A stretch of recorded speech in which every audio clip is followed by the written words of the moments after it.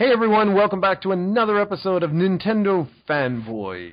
This marks our 12th episode, which is incredible. That's longer than anything we've ever done before. It's pretty amazing. So today, Steven and I got some interesting stuff that we're going to talk about, and as usual, we're not going to really have any order or structure to this whatsoever. We're just going to go crazy. And there's probably going to be a lot of background noise over here because, well, the weather has been absolutely ridiculous in Montreal, and I'm sure it's the same for you. You showed me a picture, and it was like snowing, right? Yeah, we're, the 15th of May right now? And or the 14th rather, sorry. And it's still snowing here.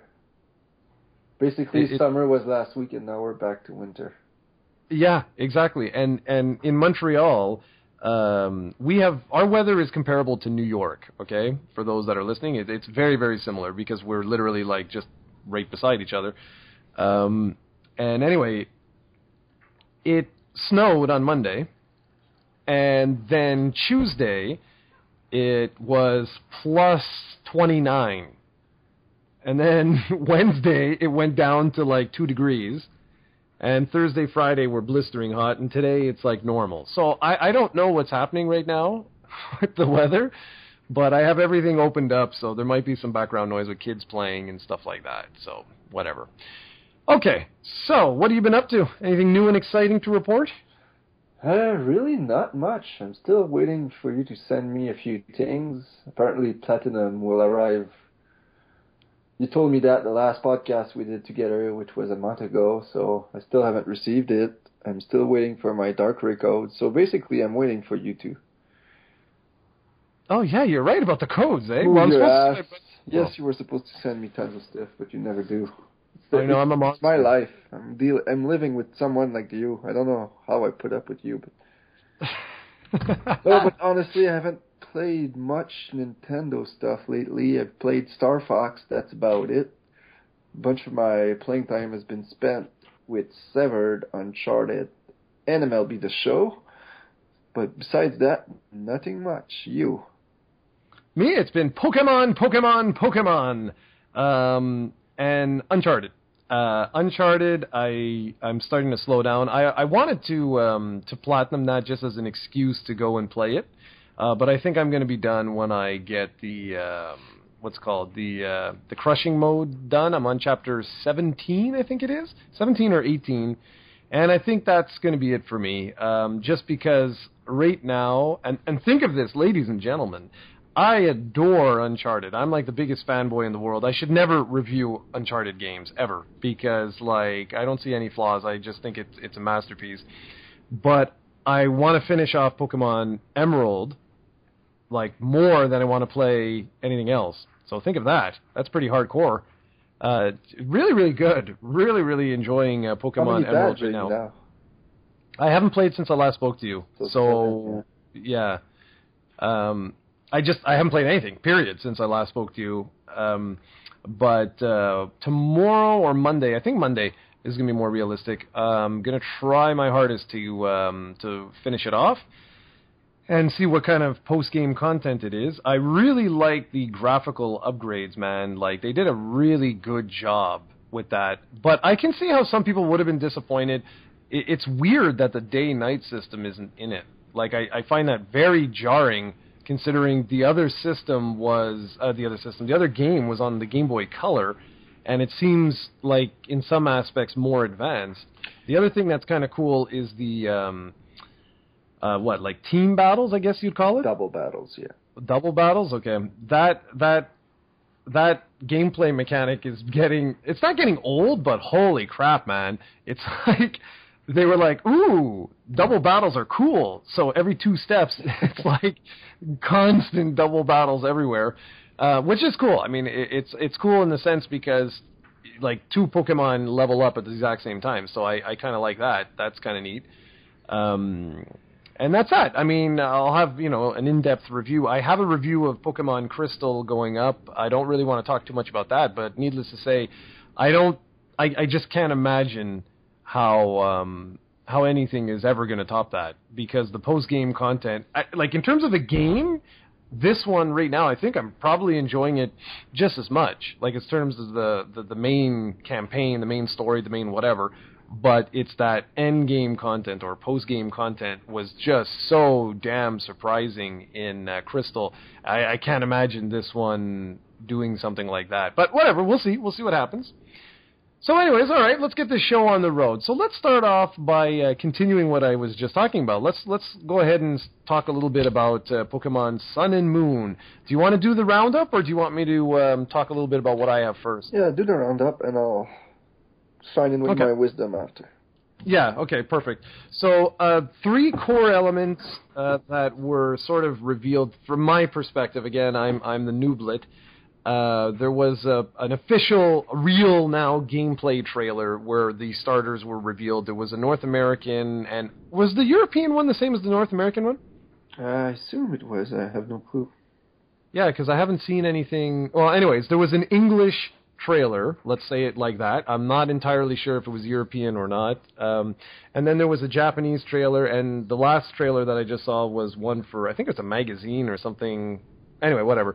But pretty much they all share the same common elements, which is to show you a little bit of the new region, a little bit of, well, not a little bit, but to show you the new starters, and finally to announce that the release date is November 18th. And so I already pre-ordered the games myself, haha. And the starters, and now this is where you're going to correct me if I'm wrong, because I did this from memory. I didn't actually look it up. The flying/grass type is Rowlet, right? I don't remember the names, but it sounds right. Okay, then there's fire, but to me he looks like he's also a dark type too, is Litten. And then there's water type, which this guy, poor guy, is not getting a lot of love. I actually like his design. I think it's very cute. It's called Poplio. And there you go. Those are the 3 starters. The kitten, Litten, I think is the coolest of the bunch, at least for me. But what I'm going to do is, since I'm buying both versions, I'm going to trade all 3 starters to one account, or whatever the hell you want to call it, so that I get to mess around with all 3 of them. Because that'll be good if the HM skills are still in, and we don't know anything, well, at least I don't know anything. Like, for example, Fly. It would be great if I could shoot that onto Rowlet and have access to that in a character that I'm going to use all the time. That could be potentially kind of neat. I don't know anything about gameplay other than the starters and the fact that the region is a place called Alola. So, which is obviously a play on Aloha from Hawaii. So we got a little bit of an overview of the region, and that's exactly what it looks like. At least to me, it looks like essentially Pokemon's version of Hawaii. So it's sort of like a tropical setting. So, okay, chime on in here, my Pokemon master. It's good. You only forgot one crucial thing, which were the legendaries. Oh, yeah. That was how the trailer ended, with both the fire, well, I assume it's going to be a fire legendary, but obviously both one represents the sun, the other one represents the moon, and I think their name is even revealed, but oh yeah, I don't remember it, and if it is, it's probably in Japanese. But the lion dude, pretty kick-ass. I think that was a kick-ass design. Absolutely love that legendary. And they also, I think you mentioned the release date, which was November 18th, which is a pretty solid release date just before the holidays. I'm pretty sure Nintendo is assuming this will sell like hotcakes, and I think it will. It's probably the last 3DS, the last hurrah for that system. As for my impressions, the first thing I saw, when I saw the visuals, I got excited, although it probably looks very similar to Oras and X and Y because it's using the same engine, but I still felt like it looked pretty kick-ass. The one difference from the Japanese trailer is that they do show us that we'll be able to customize our characters, which will be a welcome return from X and Y, because that was in X and Y we were able to customize our characters, dress them up, and all that, and for some reason in Oras that was removed. So I'm happy that that's there, and it seems that there's a lot more focus on customization right now, which is always welcome for that type of game. And I like the setting too. X and Y was in France, and now this will be in Hawaii. So each region always seemed to be in a different country. Although I think the first two games were in Kanto and Johto, and I think both were references from, I think, Western and Eastern Japan or something like that. Like you can see, if you look at the map, like the overall map looks exactly like Japan or something. So it's going to be nice to explore a tropical area, although I think it will feel a bit similar to Oras, because in Oras there's a lot. And you're playing Emerald right now, so you'll know there's a lot of water in there. Yeah. So it might not be a drastic change from what we're used to. I did, however, really like the starters. I'm still disappointed that they're remaining with the status quo of water, fire, grass, which has been there since day one. I was hoping they would drastically alter the series, at least the single-player portion, and I think they will play it safe. Still gonna probably enjoy this game. It looks fantastic, but I'm a bit disappointed at the fact that they seem to be playing it rather safe. It's the first time I see a flying grass starter, however, so that's pretty cool. And the fire kitten, usually, if you look at the past 6 generations, I'd say that 4 out of 6 times I picked a fire starter. And twice I picked a water starter, I believe. For some reason, I never picked a grass starter. I guess grass Pokemon are just not my favorite type, but fire is one of my favorite. And this time, that fire kitten looks absolutely kick-ass, so I cannot wait to pick that one.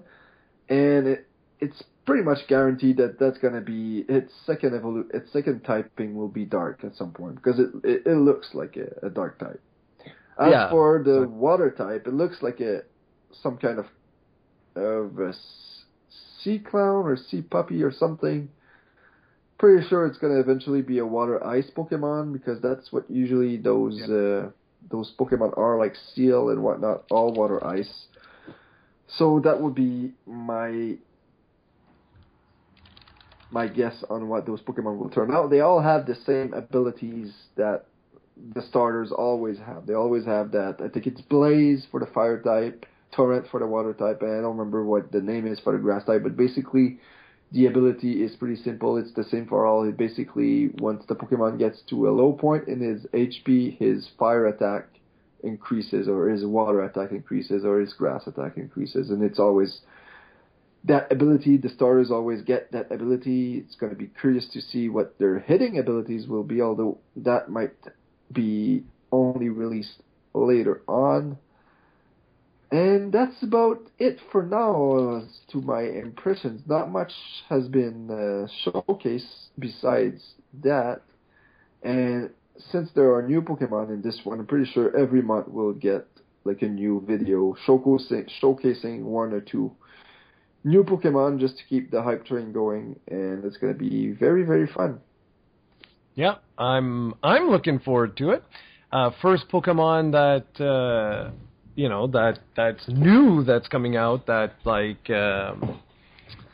I'm actually into, so that's kind of exciting. I wanted to finish the entire series prior, but November now, I don't think it's going to happen, because after this, what's the next set after this? Would be Pokemon Platinum, right? Yeah. You'd only have 3 more to go, with 6 months to spare. It's doable. It's doable, but is there any major reviews and stuff that I would have to do for new releases? Well, you tell me. You don't have to do anything, but it's you, so you might pick something. No, but I mean, if a company sends us something, I've got to do that. Well, you don't have to do shit. You only have to do... You can talk about it in the podcast, and that's good enough. You're not obligated to do anything. Well, I honestly haven't paid any attention to the latest releases. The game I was the most interested in was Uncharted, so that's pretty much it. But no, I'm really looking forward to this. That Litten guy looks awesome. Really, I really like the design, and I think you're spot on with the types. I really do think that's exactly what's going to happen, because I thought the same thing. I mean, the Poplio, or however it's pronounced, he looks like a seal mixed with a dog or something like that. And I can certainly see that, him being an ice type and a water type thing. So that'd be cool. That would be very cool. And the region, we'll see. I mean, I got that feeling, like you said, like right now, actually, in Pokemon Emerald, as I'm going through, I certainly have that feeling where I'm like, oh, it's much more of like a tropical type of setting. So we'll see. I mean, I'm okay with this. It's going to remind me of, what was it, Super Mario Sunshine or whatever the hell it was? Yeah. Okay, so that takes care of that. Next we have, well, just very, very quickly, I wanted to hear your comments on Nintendo's E3 strategy. But before you chime in, we can also do a little reader mail here.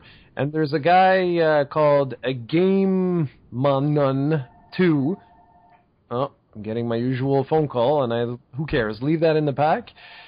So anyways, he says, Nintendo has decided to write off the entire year of 2016 pretty much as a loss from here on out. It's either a bold strategy or an insane one. And why I say that has anything to do with what, what their E3 presence is going to be like, because, well, it's sort of indicative of that, no? That they're kind of writing it off. I know, yeah, they're definitely going to announce some games and stuff like that, but the fact that only Zelda is going to be present, I thought that comment could potentially tie in with your feelings, or you could not reply, but you could sort of piggyback off of it. So go ahead and tell me, what do you think of Nintendo's E3 strategy, and do you agree with this viewer in saying that, this is a bold strategy or an insane one? I think it's bold. I'm not sure if it's insane. I think it's the only logical choice. If they want the NX to be successful, they need to do this. We've been telling people, well, at least I have been telling people for 2 years now, because remember, Zelda was supposed to be a 2015 release. It got pushed back to 2016. Now it's going to be a 2017 release, presumably March as a launch title for the NX. And I've been telling people for years now that Zelda, even though Nintendo kept saying it was going to be a Wii U exclusive, I've been telling them it won't be. Because from the looks of it, this Zelda is a massive title. They've put a lot of money into it. They need this to be successful. And they can't possibly get they can't possibly maximize the profits of this game on a console that hasn't even sold 13 million units in 4 years. And in 2017, it will be 5 years now. And the Wii U is a massive failure, so putting this on the NX made sense. Now, if you release this on the Wii U this year, and you release this on the NX next year, then by the time the NX launches, this game will not be as successful. Remember, Twilight Princess, I think one of the big reasons the Wii got such a good, strong launch and was successful is because they released Twilight Princess first on the Wii. Many people forget that Twilight Princess was actually released 2 weeks later on GameCube. So for me, I waited at a time for Twilight Princess for years and years, and once I learned that if I wanted to play it now, I had to buy a Wii. I purchased a Wii just for that, because I didn't want to wait 2 weeks.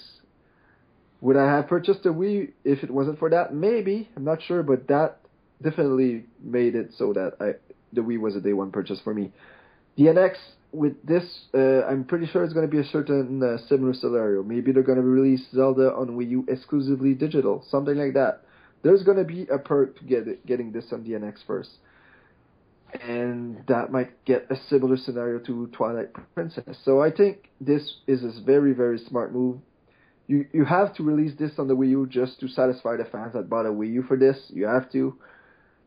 But then again, you also need to try to make your next console as successful as can be, and this was a no-brainer for me. As far as E3 going on, this I'm not quite so certain. It depends, because Nintendo, you never know with them. If they do a Space World type of show, it's September or in August or even in November. It doesn't need to be around E3, but it needs to be a few months before the NX. They need to create hype.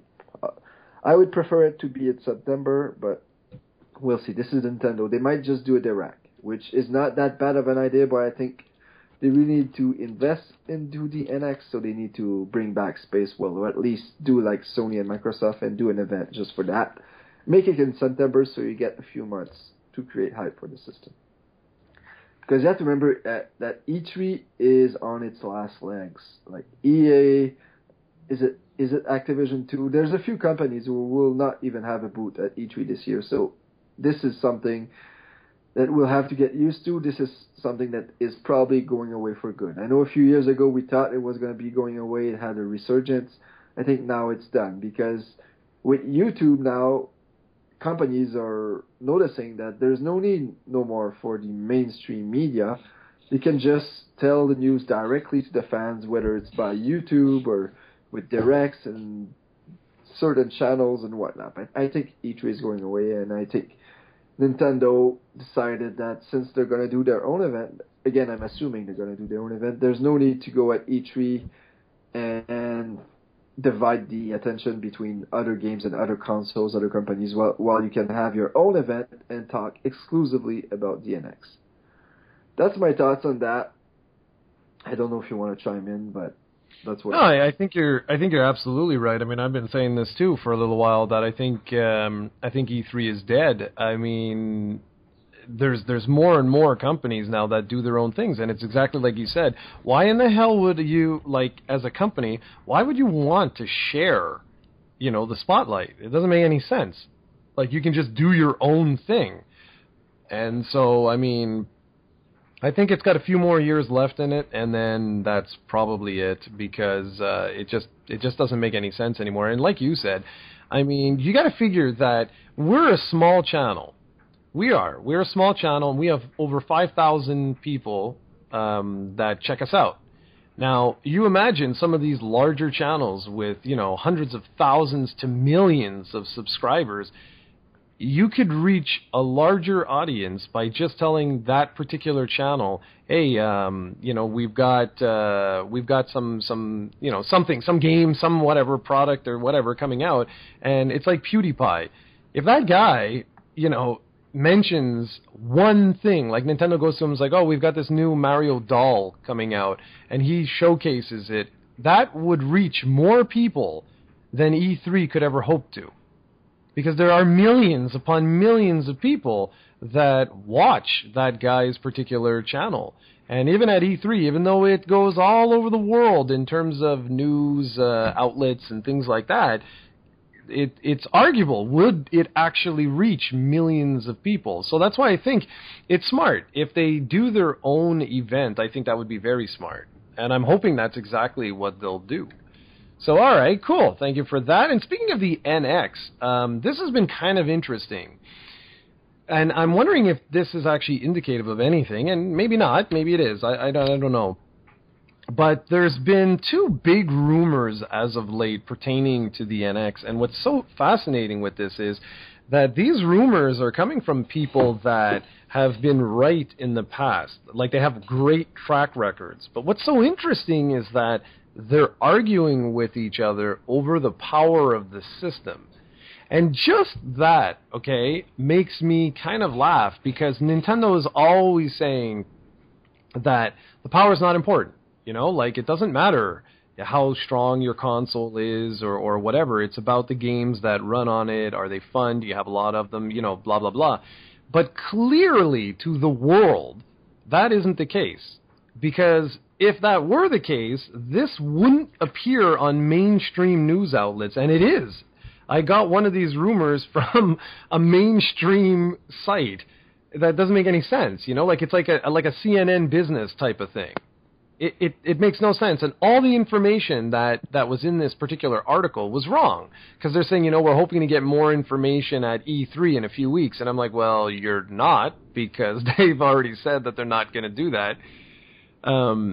But it's clear that people are genuinely interested in knowing the strength of the systems. And they want the system to be more and more and more powerful. So I get a kick out of that.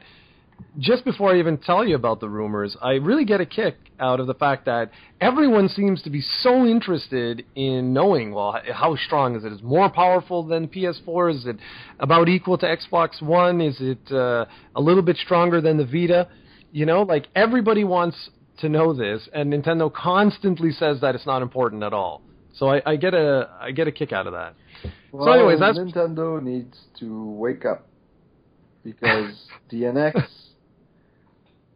will, if it's not as powerful as the Xbox One or the PS4, and my hope is that it will be and at least surpass it a bit, then they won't have third-party support in from the get-go almost. And if they don't have third-party support, we'll have the same situation as the Wii U, which will mean Nintendo will be the only one developing games for the Wii U. Nintendo cannot make 12 games a year for the Wii U or the NX. And even if they could, they can't survive a system with 12 games a year. So they need to be competitive on this. If they're not, why the heck are they even still going into the home console market? Why are they not even going third party? Because it doesn't make any sense. They can't survive alone on themselves, providing games for the system. And third party are not going to port over their games if it's not as powerful as it. They won't. Yeah. I mean, yeah, absolutely. Yesterday, I went and I built a PC for a buddy of mine, and he purchased the GTX 970 graphics card. And I'm looking at this thing, and we're putting it all together and everything. And I'm sitting back, and I'm like, you know, man, you just purchased essentially a PlayStation 5, and he spent in total for everything $1,600, and that will last him years and years and years and years and years and years. And of course, he can upgrade it and this and that and everything else. But the reality is that it's a beastly computer for 1,600 Canadian is not bad. That considering how many years that this thing will be able to, output 1080p, 60 frames per second, just about every single game that you could possibly imagine. And the graphics far surpass those of the PlayStation 4 and the Xbox One. And like I say, it most likely only cost him 4 times the price of a console. No, but that's it, right? But that's it. That's the thing. It's how long are you going to use this? And be honest, in 5 years, that PC will be outdated. So it. Oh, no. What do you mean? It's already. It's already outdated. So technically it's already. I never got the PC market, but whatever. No, but what I'm trying to say isn't so much about that. It's going back to the power is what I'm trying to show, that there is a genuine interest regardless of who you are or what you're doing or whatever. This guy was he is a PC gamer, so he wants, like you say, 4 times the cost, absolutely. And that's why consoles exist, right? But this guy was always the power, and it's in all of us, and I don't understand why Nintendo constantly doesn't acknowledge this. No, it's not really that, I think, because if you look at, if your logic is what you say, then the PC market would dominate the console market, but it's not. PS4 has sold over 47 million, and the numbers are I think the total number of high PCs out there is something like 19 million, so it's not even close. No, yeah. It's exactly. Not the fact that the power is just that you need to be at least as powerful as your competition if you want third-party support. And then you have to notice that the NX, by the time the NX launches, the PS4 will be almost 4 years old. So odds are that the PS5 is coming in maybe 3 years or something. So you have to be intelligent here, and you need support. So it's that. Yeah, absolutely. Absolutely, and that's the whole thing. What I'm trying to get at with this is the fact, console and PC gaming, that's a whole other discussion, because, consoles, people like consoles for their simplicity. They don't need to upgrade anything. They can just, one cord, boom, plug it in, you're good to go. But it's exactly that. It's exactly what you said. It's exactly that. The fact that if Nintendo releases a console in 2017...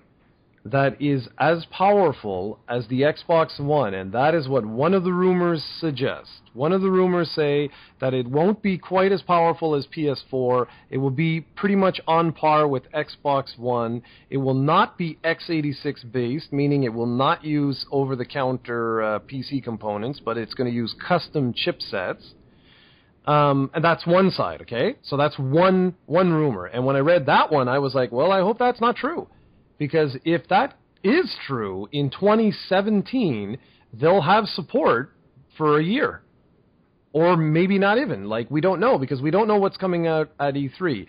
If the PlayStation Neo and the Xbox 1.5 are real, that they are indeed doing that, and gonna, increase the chipsets, increase the power, increase all this stuff, then that means before the NX is even released, it will already be severely behind the newer versions of these consoles. Which means, like you said, I don't know about that. But then there's another rumor, okay, and remember, both of these rumors hit the exact same time. And this other rumor says that it's going to be using a NVIDIA Tegra processor. And now that particular processor, that can pump out 1080p, 60 frames per second. It can even output 4K resolution. And now these two people are arguing with one another, saying, no, you're wrong. No, you're wrong. So I'm wondering if Nintendo's actually just putting out, like, misinformation on purpose to get this sort of thing going, so it will be a genuine surprise. The only thing is, ever since after GameCube, Nintendo has focused primarily on the gimmick. I don't have a better word for it. Or let's say the innovation, okay, for like the huge Omega fanboys out there. So if they were focusing, like with the Wii was the motion controls, with the Wii U was the gamepad, I don't think anyone can argue with me for that. That was clearly their focus was on that over raw processing power. And to be really honest with you, that's been, over a decade now, has it not? That these two platforms have been on the market? Sure. Well, let's say, okay, if it hasn't been 10 years, let's say it's been around that. I'm really skeptical. I'm really, really skeptical that suddenly Nintendo would be like, no, we're not going to focus on the next innovation/gimmick. We're going to pump out, I'm not saying that they need like a beast sort of thing, but something that is more powerful than PS4. It needs to be. If it's coming out in 2017, it absolutely has to be more powerful than the PS4. If anything, it should be more powerful than the Neo. And only because that way, it allows them, like you said, to basically stay with third parties, stay on par, stay on track. But if it is true that it's less powerful or just, around the same as an Xbox One, I think we're going to be exactly in Wii U territory all over again. Yeah, no, it's scary. It's scary that they're going to do that because third parties are going to wait. They're going to wait to see if the NX is successful. Not many of them will develop exclusive games for the NX. So you want them to port their games over because you need support, and that's not going to happen unless your console has the same or is more powerful than the competition. Yep, exactly. So, next little thing here, I'm curious to hear your thoughts on, you must have heard the news that Disney Infinity has been officially canceled, which is really unfortunate in the sense that 300 people, or over 300 people, lost their jobs, which is really unfortunate. And Disney now is saying that they're going to move entirely to the license model, sort of like LucasArts there. So in other words, EA will make games with Disney characters and stuff like that. And keep in mind that Disney owns a lot of stuff now. They own Star Wars, they own Marvel, they have obviously all their legacy characters. So that was kind of sad in one sense, but it also was really interesting because Star Wars is like all the rage. Like, it's this year, man, everything Star Wars has touched has been gold, with the exception of Disney Infinity. And I find that very, very interesting because the game's actually been getting better and better. And that's really, really interesting that the sales actually did worse than the last one. And so they basically are questioning the toy-to-life market, then just saying, like, is that sort of quote-unquote fad done now? And for me, how that pertains to Nintendo is basically I look at Amiibo and say, well, you know what? Maybe Nintendo was onto something by not releasing a dedicated game and leaving it more general, because they have not been impacted whatsoever with the decline of the toy-to-life market. In fact, they're the only company that's actually seeing growth. So just wondering what you thought of that. Well, I think it's inevitable. There's oversaturation right now with Lego Dimensions that launched this year. Skylanders had their worst year ever. I think maybe this year will be the last Skylanders unless something drastic happens, and Amiibos seem to be, I don't know if they're slowing down, if they're growing. I haven't particularly seen numbers recently, but I do know that their Animal Crossing line seems to be struggling badly, at least in North America, because if you look and search Amiibos on Amazon or any website, you see that their Animal Crossing figures are always heavily discounted. In fact, the Amiibo Festival game right now is half price, and that comes with 2 Amiibos. So you can buy a game and those 2 Amiibos for like $35 or something. So I think it's been a massive failure, but probably because that Amiibo Festival was like one of the worst games ever, so that doesn't help. But yeah, I don't know if the Toys to Life market is here to stay anymore. It's been a few years now with Skylanders, and I think there's too much competition. There's going to be casualties, and I think Skylanders is next. We'll see. I agree. I really agree. I think the reason why Amiibo could potentially stand on its own a little bit longer than potentially others is the fact that it's Nintendo, right? And there's a lot of people, even amongst my friends, I know people that do not own Nintendo platforms. So they don't own a 3DS and they don't own a Wii U, but they're buying all the Amiibos that pertain to characters that they know and like and stuff like that, and they're putting them like in their office and things like that. And that really surprised me. Like, really surprised me. Did not expect that whatsoever. So I'm kind of curious.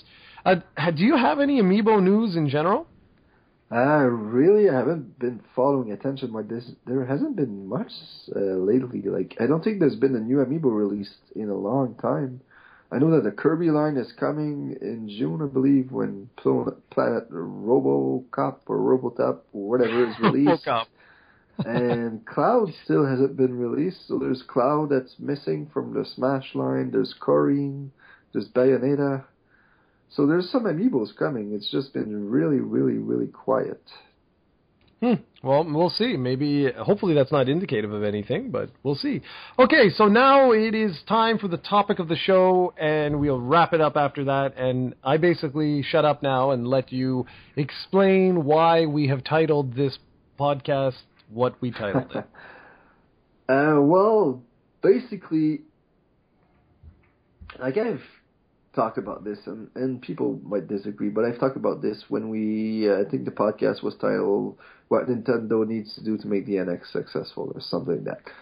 And I said that they needed to bring in new blood, and by that I specifically said that they should use Miyamoto less and less and less. And I don't know if he lost it. But I don't remember the last game he created that was fantastic or like changed the game or really like. I guess you could go back to Pikmin, and say that's the last thing he created that was fantastic. But even that, like, it's certainly not like a super popular franchise that is a must play. You know, I don't consider Pikmin as good as the Metroids or the Zeldas or the Marios of this world. So. And he's made some debatable choices, and Star Fox Zero is his baby, and he's the one who wanted to make this game the way he made it. And Nintendo's track record usually has always been that they make the best games out there. Sure, their system might not be as powerful, their internet might suck, But their games are going to be good no matter what. You knew that. And lately it hasn't been the case. Like 2015 has had a lot of crap from Nintendo. From Amiibo Festival, from Mario Tennis, Mario Party. And Mario Party might have been 2014, but whatever. And even the other Animal Crossing game.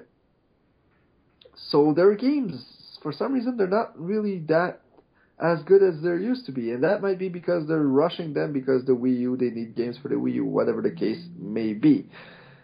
This Star Fox title, if you look at Metacritic, you should look at Metacritic right now while I'm talking and let me know what the score is, because I'm not sure. Okay. I want to make sure I'm right about this.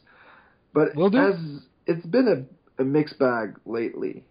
And from what I've heard, and this again is all my opinion, like, I always say this, I'm the biggest Nintendo fanboy there is. I admit it, but I consider myself the good type of fanboy. The mother of Nintendo, if you want. The guy that wants his child to be successful, but knows when they're doing something wrong. Can call them, so hopefully they improve and they stay off that path. There are some out there, like, again, Nintendo is famous for that. It has some of the worst fanboys out there. And I'm going to mention two fanboys that I follow that I really enjoy. The first one is Pat the NES Punk. I really enjoy his podcast, one of the best podcasts out there. He's really good for retro stuff. He knows, especially the NES, like you can't. He probably is one of the most known person that has the most knowledge of that fact. When it comes to recent stuff, however, he doesn't know what the heck he's talking about. But that's okay. He's just there to say his opinion, whatever. But he mentioned in the last podcast he did that Star Fox Zero got great reviews and that he didn't understand why people were complaining about the motion controls since you could turn it off. First off, what's the Metacritic score? Okay, the Metacritic for Star Fox Zero is 69. So would you say that Star Fox Zero had great reviews? Nope. To give you a comparison, Ratchet and Clank, which is a remake, right? Yeah. It is not a new game. The Metacritic is 86. So for me, to qualify a game as having great reviews, it needs to be 7.5 and up. And it's not close. 69 is not mediocre, but it's not great. It's decent, or it's in the decent range.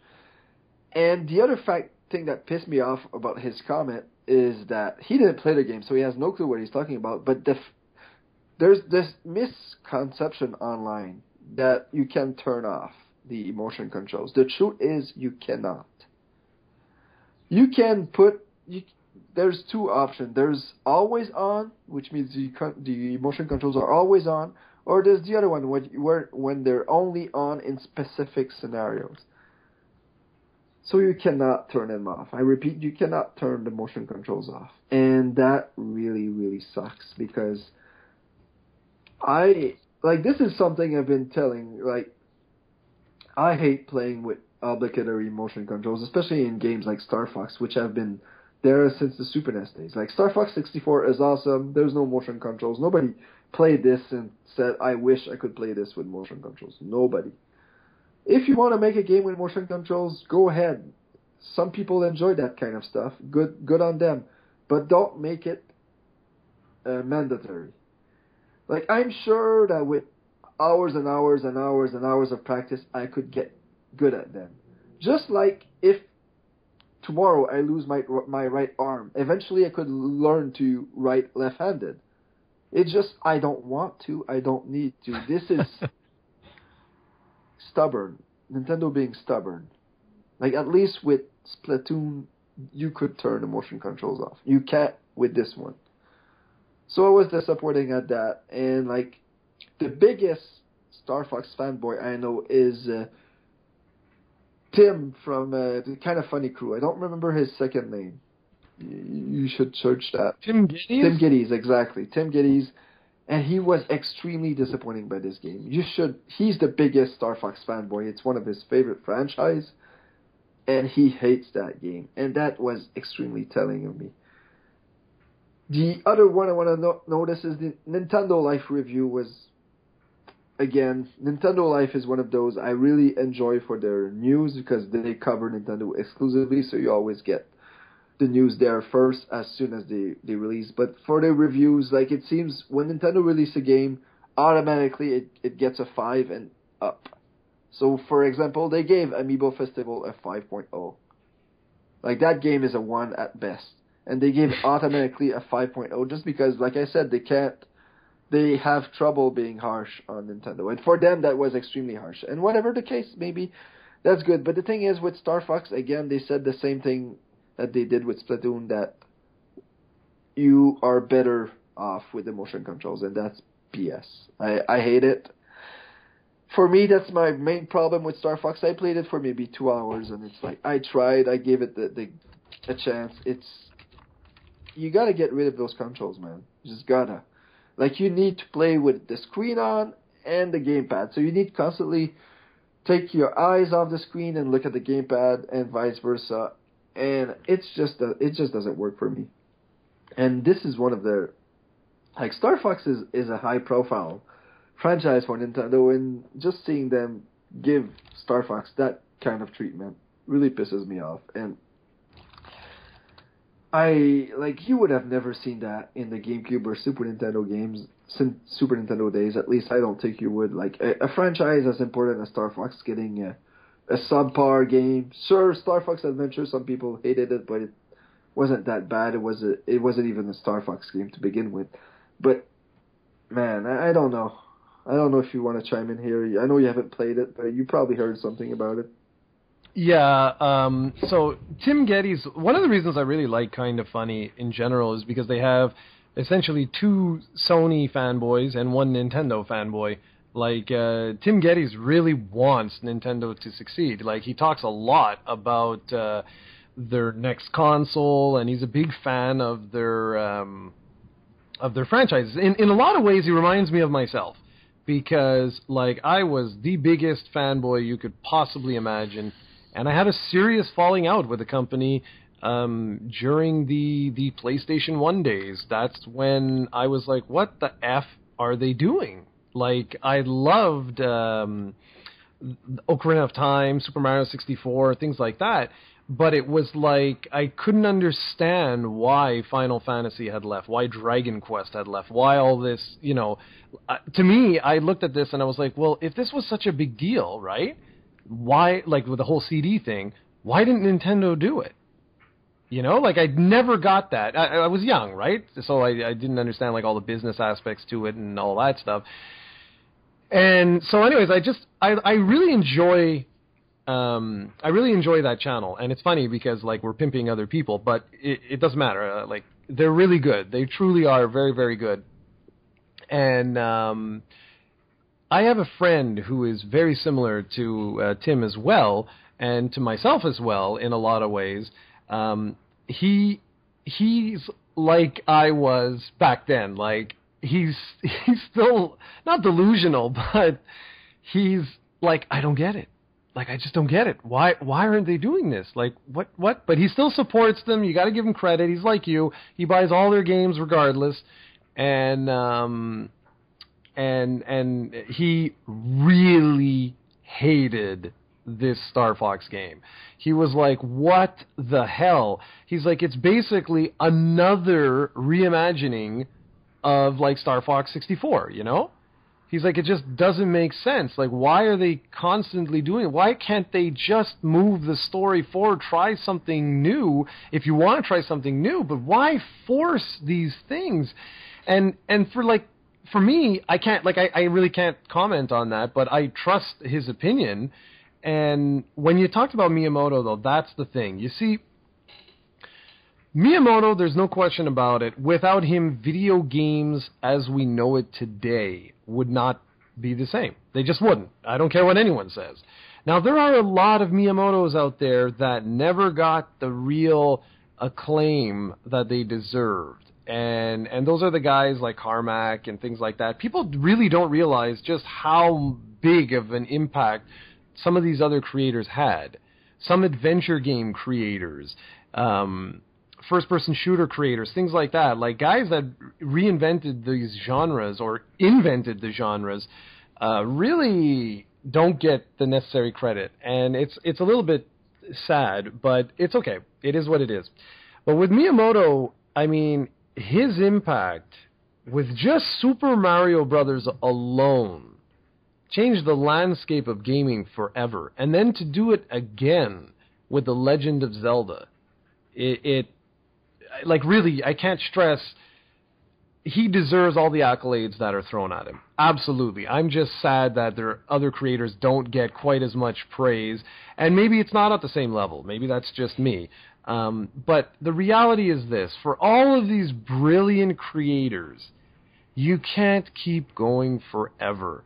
No one, for Miyamoto, I don't know if it's the company that is doing this to him, saying like, okay, you gotta, we need another game. We need another game. Slap your name on it. Because quite a few years ago now, after Ocarina of Time, he basically retired. Okay? And a lot of people don't even know this. This is the N64 we're talking about here. And he basically started to back away and was like, no, let these other people, I'll still come in and make sure that the quality is there and stuff like that. And then when Nintendo started to have trouble with GameCube, they were like, no, you got to be more involved. You got to be more involved. You got to be more involved. And ever since then, it's been this: you got to be more involved. Got to be more involved. Got to be more involved. But the reality is that you can't reinvent the whole video game industry all the time. Like, let the guy do what he wants to do off in the corner. You know what I mean? Like, he has earned the right now to do whatever the hell he wants to do within that company. Honestly, he could be the guy that just sits on the toilet all day and does nothing, because he's earned that. Without him, Nintendo would not exist, like as we know it today. But I just find that it's weird, and maybe it is Miyamoto, maybe it's him saying like, no, I got this, I really want to make this new Star Fox game, and I really want to try this thing and that, and maybe that's exactly what's happening. And if that's the case, then he needs to learn when to let go, because the reality right now is that he doesn't suck, he's not bad, it's nothing like that. It's just, he's already done so much that he wants to be creative. He wants to try new things. Well, let him do what he wants to do, but it shouldn't be these tentpole releases. It really shouldn't be anymore. And he should acknowledge that himself. Like, if they announced that, okay, Miyamoto was going to make the next Zelda game, direct it, he's going to be fully responsible, I would actually be exceedingly nervous. Because he's already done so much, and I know he likes to push the envelope and try these innovative things, but in reality, just because the Wii U has a gamepad doesn't mean it needs to be used. And that's the big thing going into the NX that I'm really scared of, is that you don't need to have innovative features just to say we have innovative features. And that's what I feel Miyamoto has been doing in a lot of the software that he's worked on, is like, well, we have a gamepad, so we've got to use it. Like, we have to. It has to be used. And that's really unfortunate.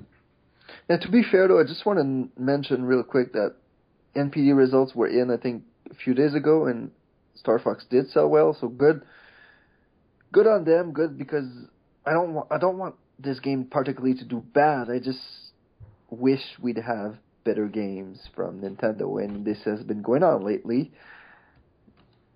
And I think it actually was quite high. I think it ended at number 5 spot.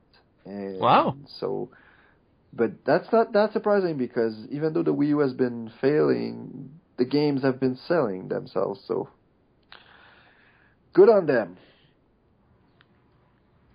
Okay, well, good on them, man. I mean, and I hope that was clear, like what I said, because of all the gaming industry, Miyamoto's the guy I respect the most. So I hope that didn't come off like I'm bashing him, because that's not at all.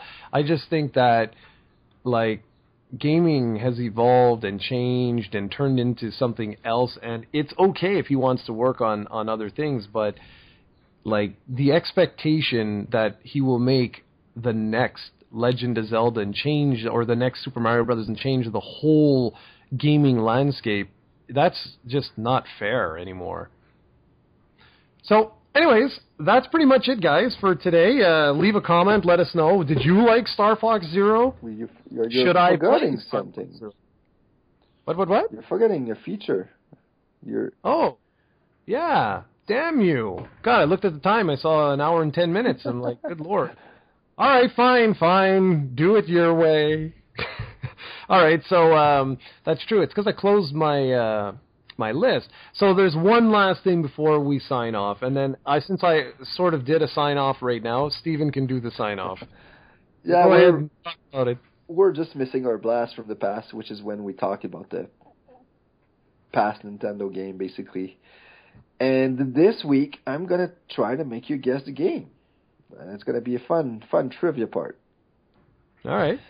So the game I'm going to talk about this week was released in North America on April 26, 2005.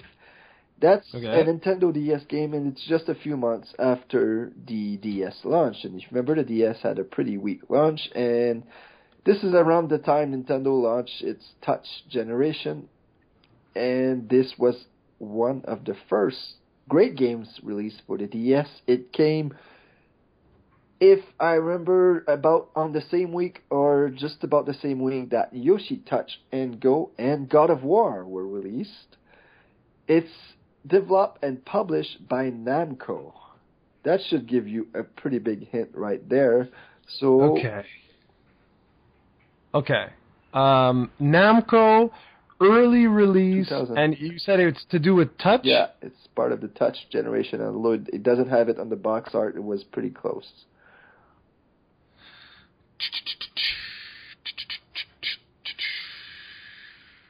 I remember...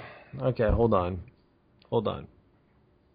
It's hard when it's on the spot like this because these are hidden gems. I mean, I could type it into Google and find it in 2 seconds. I don't want to cheat. Well, the Namco thing is a pretty huge giveaway. They had no Pac-Man releases. What the hell was their early... tell me. I don't... I know what you just said was completely false. They have 2 Pac-Man games that I consider to be very good on the DS. They release more, obviously, but they have 2 hidden gems on there. And this is the first one. Oh, it's Pac-Pix. Yeah, it is. It's Pac-Pix. There you go. And it's a very, very simple concept, but it worked out really well for the DS. I remember being hooked on it. And it's basically, there are ghosts floating around in the screen, and you have to draw a Pac-Man, and you need to make sure he's big enough to eat the ghost. And basically, once you finish the drawing, he goes in the direction you draw him. And that was that simple, but obviously it got challenging as the more you progress. And that was it. That was a really, really addicting game. Had a blast with that one. And with Yoshi Touch and Go and God of War also, of course. But that was an amazing one, and I thought that was a pretty good addition to our blast from the past section. Very good. Very good. Good pick. I remember that game. That was fun. Wasn't the best thing ever, but it was certainly fun. All right, cool. Wrap us up. All right. What do you want me to say? You want me to talk about the Blue Jays? Talk about whatever your little heart desires, and then say goodbye to all the people. All right, goodbye, everybody. We'll see you next one.